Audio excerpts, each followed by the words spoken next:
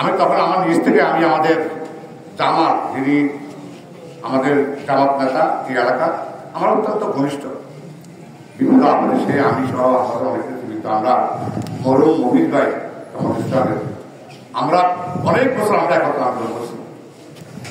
তারা আমাদের সহকর্মী ছিল। তার সাথে আমি আলাপ করলাম, জানলাম ঘটনাটা দুই থেকে জানলাম। এরপর নুনবের পড়লো, পর নুনবের ফোনটা ব্যাক করলাম যে ভাই কি হিসেবে আপনি তার এলাকাতে খোঁজখবর নেন, কোনো রকম সেন্টার কিছু না হয় তাড়াতাড়ি ওনার একটা পোস্টমর্টমের ব্যবস্থা করেন, বাকি কথা আমরা করবো।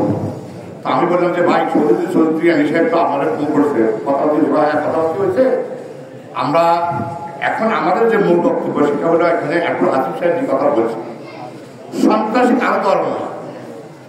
আমি কিছুক্ষণ আগে আসি জানলাম যে এই ব্যক্তি আমার সঙ্গে শুয়ে আছেন, তিনি এখানে একটা মসজিদের ইমাম এবং এত ভালো লোক, সবাই বলতেছে সেই ব্যক্তির এইভাবে মৃত্যু আমরা পুনরায় কামনা করতে পারি না।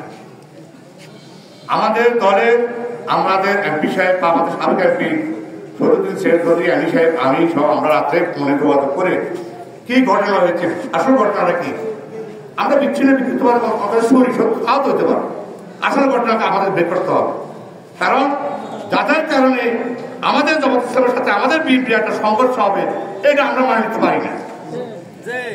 আমরা চাই আমাদের দলীয় একটা সিদ্ধান্ত আমাদের আছে, সেটা আমরা জামাত ইসলামের সাথে আমাদের কথা হয়েছে, সেখানে মাস্টার রুলামিন সাহেব জামাতে আমির এবং সেক্রেটারি ফারুকপুর আমাদের মনোই ভাই এবং আমি এবং সদস্য এবং হাসিফ সহ আমরা আমাদের ভিতরে যে মানে যে আভ্যন্তরীণ যে সমস্যাগুলো হয়েছে, কি হয়েছে, কেন আমরা মারবো, এই সব কিছু আমরা তদন্ত করে বের করে আমরা দলীয়ভাবে আমাদের একটা বীজ ব্যবস্থা নেব।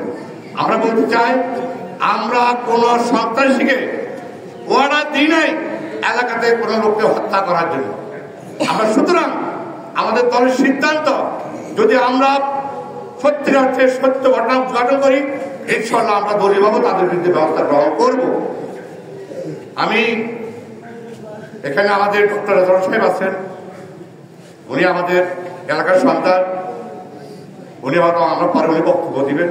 আমরা চাই না ভাই আমাদের এই 15-16 বছর একত্রে আমরা এই সুরেশার হাসিনার বিরুদ্ধে আন্দোলন করছি, গুটি কয়েক কারণে আমাদের মধ্যে গ্যাপ সৃষ্টি হবে, এটা আমি চাই না। কারণ আমরা কষ্ট করছি, আমরা অনেক পড়াইছি, র্যাবে গুলি করছি, আর কি চাই, আমাদের নতুন জীবন পাইছি। তো কারো 2-4 ব্যক্তির জন্য আমাদের মধ্যে দলের মধ্যে একটা আভ্যন্তরীণ হবে ঝগড়া হবে বা কিন্তু আভ্যন্তরীণ মানে বাজারের সৃষ্টি হবে, এটা আমরা করতে দেবো না। আমি অনুরোধ করবো আমাদের বিএনপির নেতৃত্ব যেখানে রয়েছে, আমাদের ইসলামের নেতৃত্ব রয়েছে, দয়া করি আসল সত্য কথা আমরা বের করবো, দয়া করে কাটা সরাসরি রাজনৈতিকভাবে করবে না। কারণ এটা নিহাত একটা দলের বাইরের ঘটনা, এটাকে রাজনৈতিক আমরা করতে চাই না। কারণ এখানে যে ঘটনা যে ব্যক্তির সাথে হয়েছে, আমরা ওনার সম্পর্কে যেটা আমরা জানছি, উনি নাকি কোনো গর্তেই বাইরে না, কোনো গ্যাঞ্জামে বা কোনো কিছু ওনার ছেড়ে না দেখতাম, এটা আমাদের কাছে খুব খারাপ লাগে।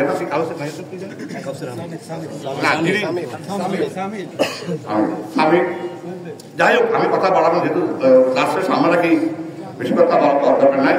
সত্যি চৌধুরী হিসেবে ভুল করছে, আপনি সেখানে আমার কথা বলিয়ে আমরা এটা উপযুক্ত দলীয়ভাবে খোঁজ খবর নিয়ে আমরা সাংগঠনিক ব্যবস্থা নেব।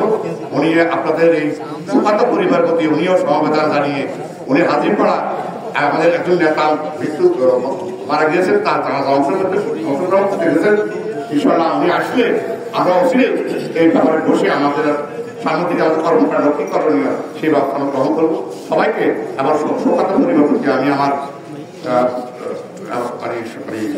সর্বদা জানিয়ে এখন ওনার জান্নাতবাসী কামনা করে আমি আমার পক্ষ শেষ করলাম। আসসালামু আলাইকুম।